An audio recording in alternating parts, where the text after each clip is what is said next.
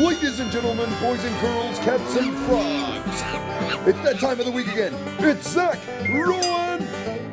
Hello. The Zack Rowan Christmas Special.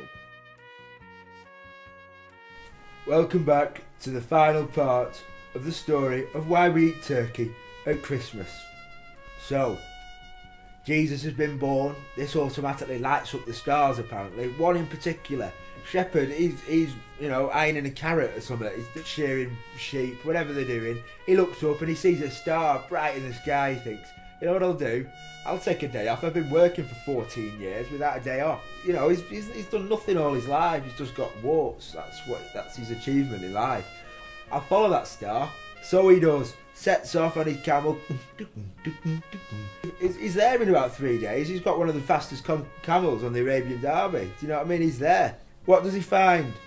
Bloody hay and Jesus in a sack, which for him was a lot better than a carrot in a sack. But by this point, everybody knew. It wasn't just the shepherds in the field far away. It doesn't take long for it to get to King Harold. He was a bit of a nasty piece of work apparently. He had money, he had bitches, he had bling, he had it all. He was greedy, basically. Greedy. All kings are greedy.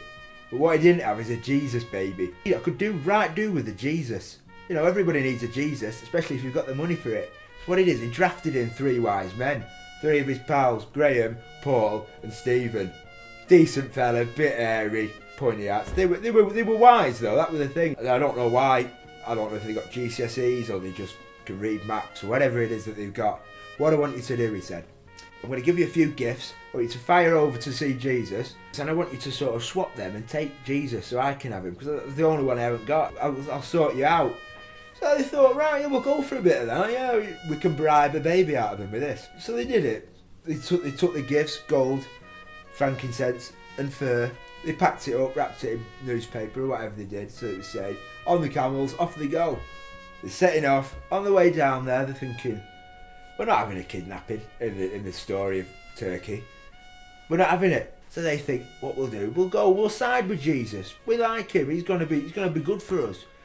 So they take the gold, frankincense, and the fir, and they head off. They head west. They head east. They just head wherever the star is.